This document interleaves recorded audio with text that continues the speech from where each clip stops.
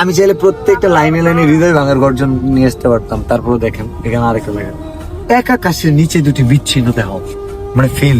আমি সমুদ্রের পাড়ে দাঁড়ায় আছি। আমি কোথায় আর সে কোথায়।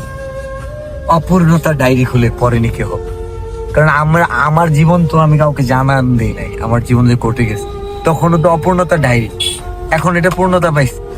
ডায়েরিটা এখন অনেকেরই জানা। নিঃশ্বাসে বাঁচে দেহ, বিশ্বাসে মন, হৃদয় ভাঙার গর্জন শুনতে পাবে কখন। মানে নিঃশ্বাসে তো আমার দেহটা বেঁচে আছে, নিঃশ্বাসে যে মনটা সেটা তো আর বেঁচে নেই। যে আমাদের হৃদয় ভাঙার গর্জন শুনতে পাবে কখন। কারণ আমি দিকে যাবো? সোজা সোজা সমুদ্রের পাড়ে তো ছিলাম, সমুদ্রের গর্জনটা হৃদয়ে লাগে।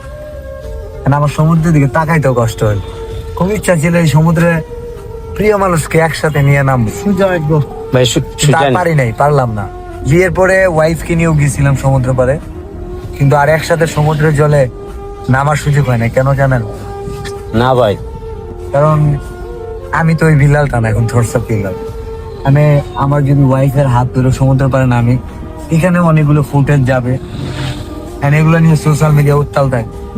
কিছু মানুষ বলবো, কারণ তার যেটা ব্যক্তিগত জীবন আছে, সে কোথাও যাইতে পারবে না, কোথাও খাইতে পারবে না, কোথাও ঘুরতে যেতে পারবে না, আত্মীয় স্বজন, তার জীবনটা গড়বন্দি হয়ে যাবে। বিষয়টা বুঝছেন? জি ভাই।